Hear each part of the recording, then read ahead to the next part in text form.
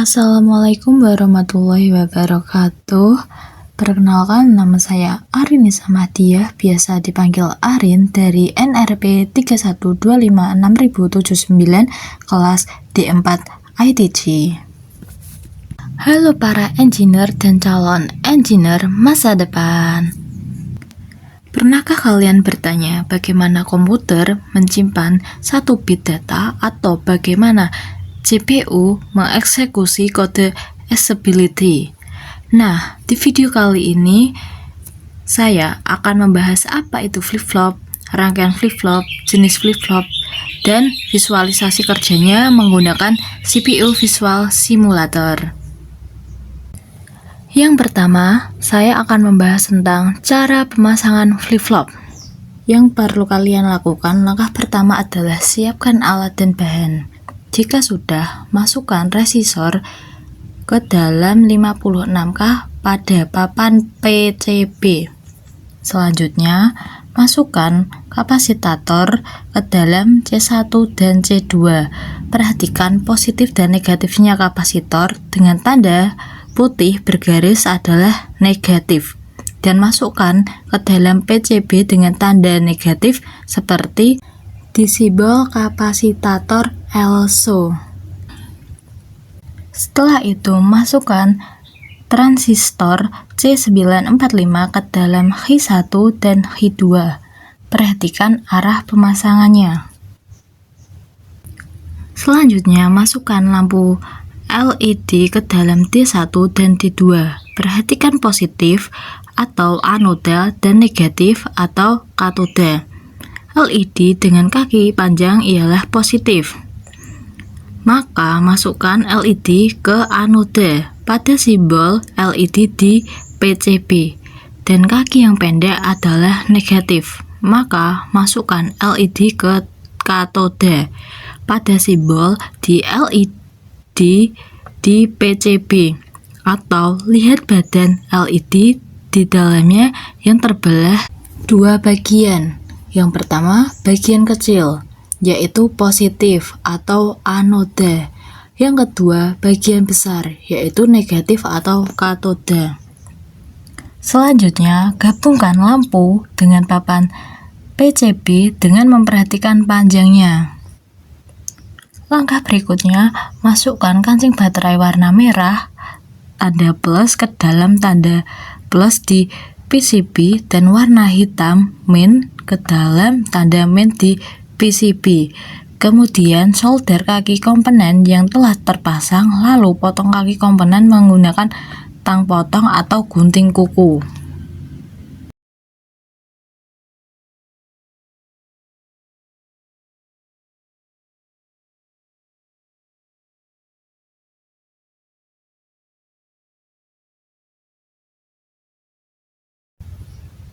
Selanjutnya, saya akan membahas tentang SR flip-flop atau set reset. Definisi dari SR flip-flop atau SR latch adalah rangkaian sekuensial asinkron yang paling dasar yang berfungsi sebagai penyimpanan 1 bit data. Rangkaian ini memiliki 2 input. Yang pertama, set atau dilambangkan dengan S, dan reset dilambangkan dengan R.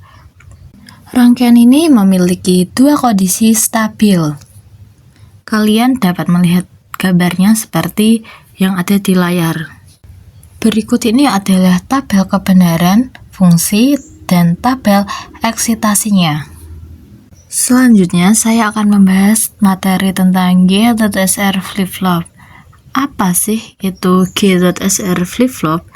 Nah, G.SR flip-flop adalah menambahkan impunan gate atau simbol G atau enable simbol E. Perubahan output hanya terjadi ketika input G aktif atau bernilai 1, memberikan kontrol sinkronisasi level sensitif. Seperti ini gambarnya. Untuk tabel fungsi, kalian bisa melihatnya di buku yang telah saya buat, yang akan saya upload ke Drive, dan saya taruh linknya di deskripsi video ini. Materi selanjutnya, saya akan membahas tentang clocked SR flip-flop. Nah, apa sih itu? Merupakan jenis X-triggered perubahan output hanya dipicu oleh transisi tepi sinyal cloud.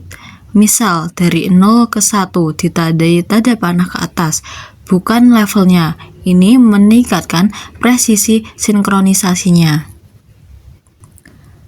Anda dapat melihat gambar di bawah ini. Untuk tabel fungsi, seperti tadi kalian dapat melihat buku yang telah saya cantumkan di deskripsi. Selanjutnya saya akan membahas materi tentang JK flip-flop. Apa sih itu? JK flip-flop adalah penyempurnaan dari SR flip-flop yang secara cerdas mengatasi masalah kondisi terlarang. Dengan mengubahnya menjadi mode toggle menggunakan umpan balik. Anda dapat melihat gambar dan tabel kebenarannya sesuai yang ada di layar. Materi selanjutnya saya akan membahas tentang Master Slave JK, terdiri dari 2 JK FF atau Master dan Slave yang bekerja bergantian sesuai pulsa clock. Mencegah race condition dengan memisahkan fase input atau master dan fase output slave. Untuk tabel kebenaran, kalian bisa juga melihat di dalam buku yang ada di deskripsi video. Materi selanjutnya saya akan membahas tentang D flip-flop, yaitu berfungsi untuk menangkap dan menyimpan nilai dari input D pada saat tepi clock aktif, yang sangat penting untuk register penyimpanan data, dilengkapi dengan input asinkron, preset, dan clear. Untuk tabel operasi asinkron dan tabel operasi sinkron, kalian dapat melihat di buku yang ada di deskripsi video. Materi selanjutnya yaitu tentang T flip-flop atau toggle.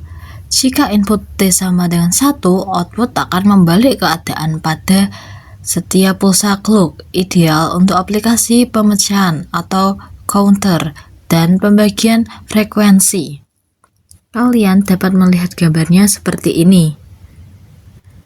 Untuk lebih jelasnya mengenai gambar diagram T, mengenai tabel eksitasi dan persamaan next state TFF atau timing diagram dari TFF, kalian dapat melihat di dalam buku.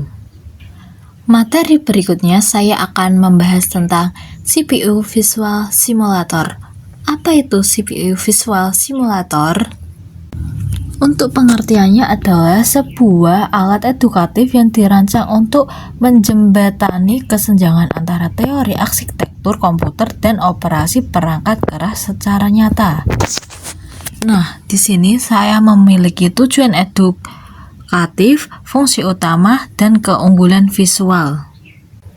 Yang pertama, simulator edukatif, yaitu dirancang untuk membantu memahami arsitektur komputer tingkat rendah. Fungsinya mengizinkan pengguna memasukkan kode bahasa assembly sederhana dan melihat eksekusi visualnya di dalam model CPU. Keunggulannya sendiri adalah visualisasi ini menjembatani jurang antara kode abstrak dan operasi fisik komponen CPU. Nah, bab selanjutnya kira-kira tentang apa ya? Benar sekali, saya akan membahas tentang hubungan dan teori visualisasinya. Kalian dapat melihat video yang saya tampilkan di atas. Setelah itu saya akan menjelaskan komponen CPU utama dan aliran data dan bus. Yang pertama, PC, yaitu berfungsi untuk menyimpan alamat memori dari instruksi berikutnya. Simulatornya, register yang terus diperbarui terhubung ke address bus. Selanjutnya, IR, yaitu menyimpan instruksi yang baru diambil dari RAM. Simulator register tempat instruksi misal NOP ditampilkan. Selanjutnya, ACC, register sederhana untuk menyimpan operand dan hasil sementara. Simulatornya unit utama di tengah CPU tempat komputasi terjadi. Selanjutnya, control unit atau decoder, yaitu menerjemahkan instruksi dari IR menjadi sinyal kontrol. Simulatornya yaitu kotak pusat yang mengarahkan sinyal melalui control bus. Selanjutnya, SW, status hasil operasi, misalnya Z untuk 0, N untuk negatif. Simulatornya sendiri yaitu register kecil di sebelah ACC. Nah, untuk materi selanjutnya saya akan membahas tentang aliran data dan bus. Peran-peran garis berwarna sebagai jalan data dalam simulator.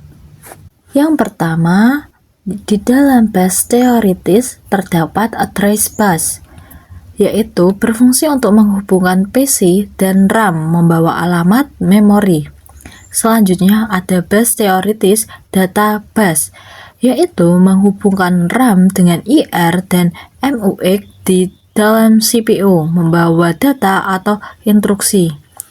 Selanjutnya ada bus teoritis control bus, yaitu menghubungkan control unit atau decoder ke RAM dan MUX membawa sinyal perintah. Tidak terasa, alhamdulillah materi kita telah selesai. Terima kasih atas perhatiannya. Saya mohon maaf jika ada kesalahan atau kekurangan dalam penyampaian materi. Saya sangat menghargai kritik dan saran untuk memperbaiki di masa mendatang. Terima kasih banyak atas perhatian dan waktunya.